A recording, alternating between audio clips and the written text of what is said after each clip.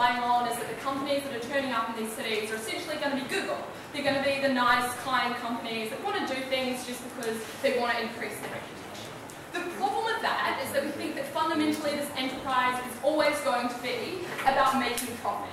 You do not invest millions of dollars in buying out the services of a city so you can increase the way that people think about your company. Because those kinds of things you can do much cheaper, and we think that the kinds of companies we're going to get are going to be exploitative. 3 things to ask from opening opposition. Firstly, I want to talk about bailouts and why exactly we think that's a better system. Secondly, I want to talk about why the system is anti-democratic. And thirdly, I want to talk about the accountability mechanisms that we have under our model that you can never get under a market system. Firstly, in terms of bailouts.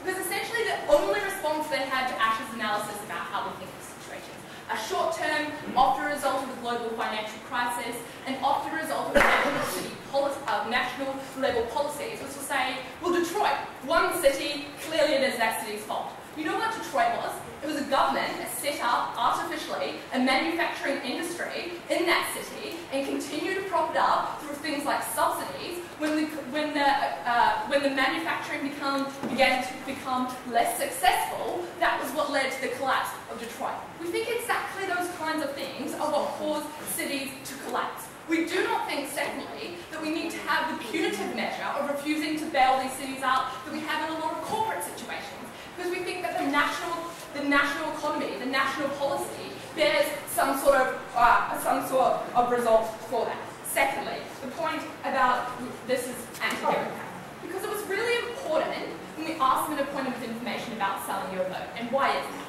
Because the way in which you engage in society in terms of voting and in terms of holding governments accountable is one of your most fundamental rights. It is the only thing that allows you to protect yourself from the state and allows you to protect yourself from further encroachments on your liberty. We've got 2 problems with their situation.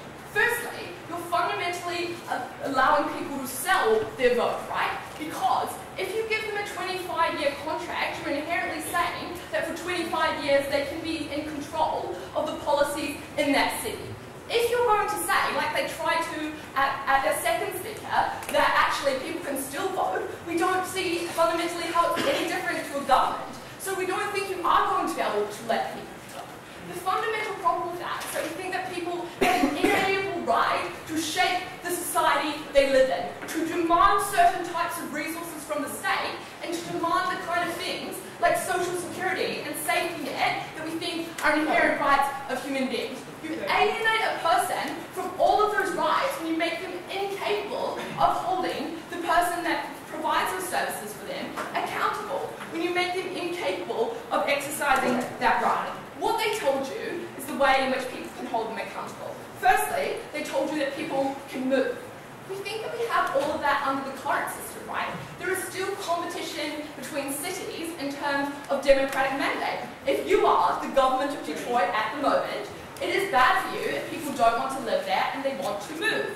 We think that its centre exists under either side of the house. But we have a further layer which allows you to engage in a democratic way and to shape the way in which you live in that city.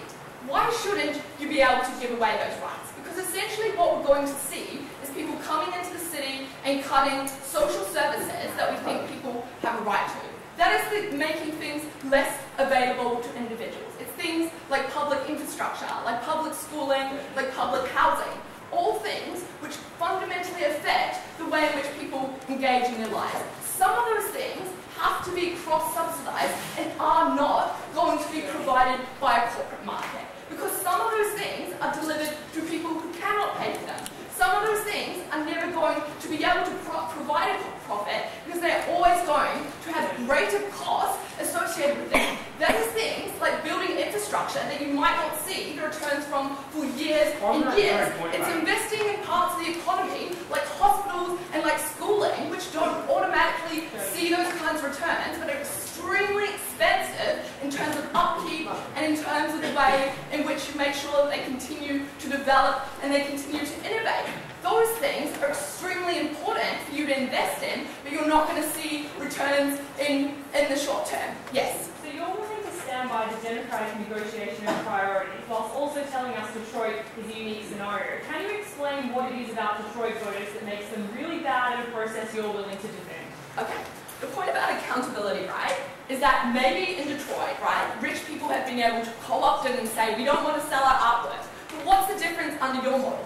Firstly, you put the power singularly in the hands of people who own corporations. That's probably not going to be that different a group to the ones that you guys want to talk about. But the second thing is, you create a diffuse accountability mechanism, right? So eventually you think that either, firstly, all of the people in Detroit value the art collection and they want it to be there, or secondly, you think we give poor people an opportunity through voting in elections to say that that's something that they don't value. What do you do under your system? Maybe rich people value it. Maybe Google's going to come in and buy it and continue to say it might make them money by selling tickets for people to go and see it. We don't think you have any fundamental change in the accountability structures.